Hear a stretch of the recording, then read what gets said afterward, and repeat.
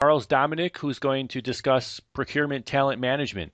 And Charles is the founder, president, and chief procurement officer at Next Level Purchasing Incorporated.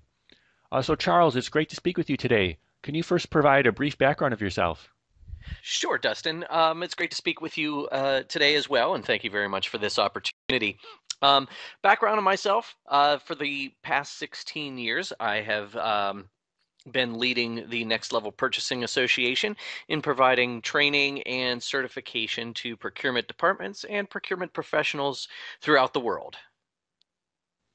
Thanks. Can you talk about what is procurement talent management about?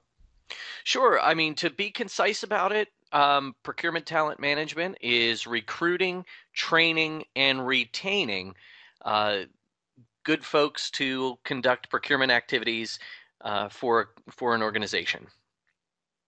And how is it done effectively? Well, that is probably an 8-hour conversation in itself, but I'll try to be as concise as possible. And really, when I talk about doing procurement talent management well, I like to break it down into those three groups because there are really three different focus areas that require unique approaches. So first, with recruiting.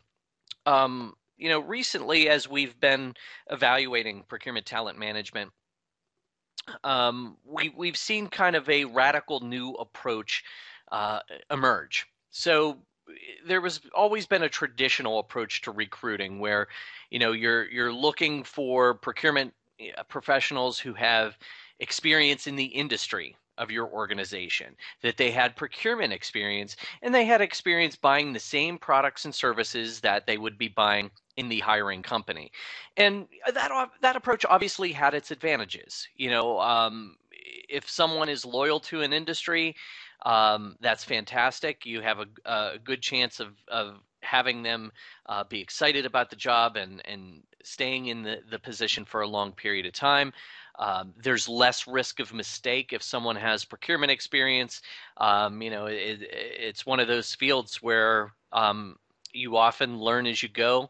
There's lots of landmines and so forth that you can run into. So if someone is experienced in procurement, chances are they'll know how to avoid those landmines. And then there's a shorter amount of time to being independent if they've already purchased a category. They don't need to learn who the supply base is. They don't need to learn what countries the suppliers are, the technical differences and stuff. They already know that. So the traditional approach was very convenient. But also in the fast-paced business world of today, we're looking to our talent to really break through with innovations and new ideas. And the traditional approach didn't always lend itself to that.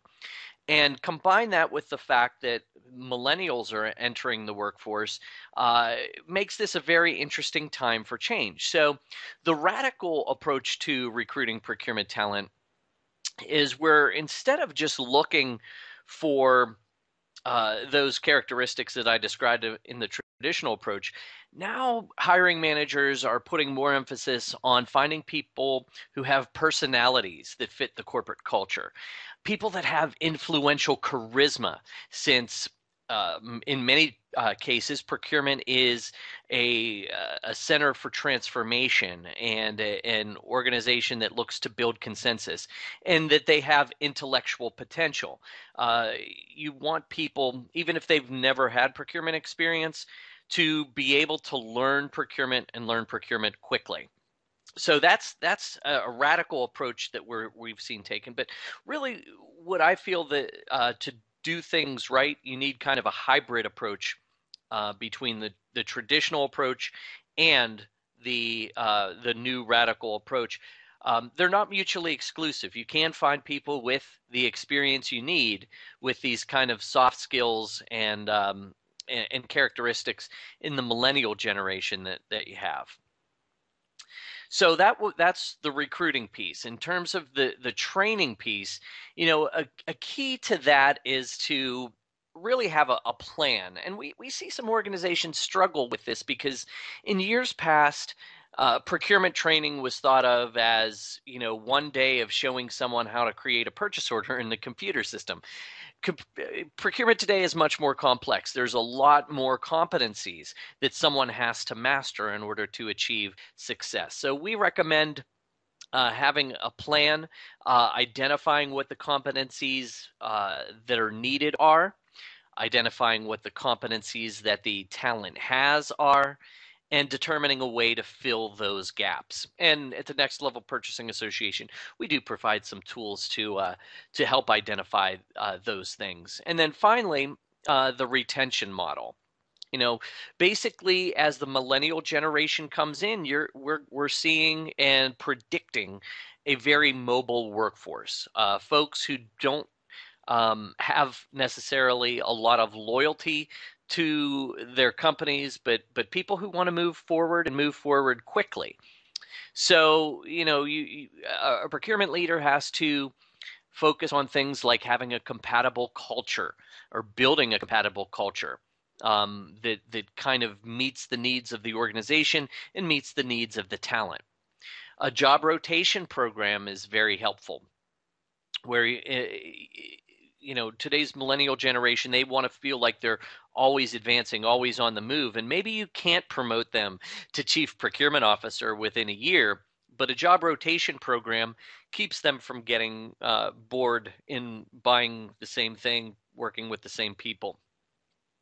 You got to have a balanced management style. Um, Micromanagement, while in some cases may be necessary here and there, is not a way of doing business 100% of the time. So you got to find the right balance between empowering management and knowing when that hands-on management is required.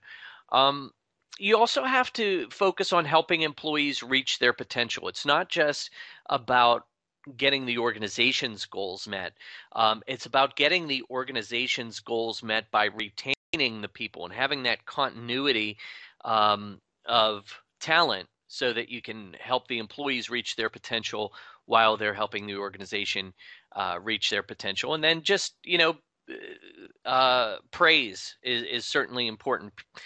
People want more from their jobs today than just a paycheck. They want recognition. They want to be able to feel that they're leaving their company at the end of the day feeling good about what they've done, and that can be anything from knowing that they've helped their companies to be more socially responsible, to just being recognized for doing a good job. So, I know that's a mouthful and a half, but those are some keys to really achieving excellence in procurement talent management in 2016 and beyond. And my last question is, where have you seen some success? Well, I don't know if I can mention any of our clients' names here, but what I tend to see is a lot of success happening in the mid market. Um, Small companies obviously don't have a lot of resources to dedicate to doing talent management in a robust way. And while huge companies, Fortune 100 companies, do have those resources, often bringing about change in those organizations is is like steering a tanker. It's a very slow process, and there's a lot of political hurdles to overcome. Where we see people having the most success at making transformations and incorporating procurement talent management as a big part of that is those mid-market companies. Those companies between half a billion and 3 billion in annual revenue.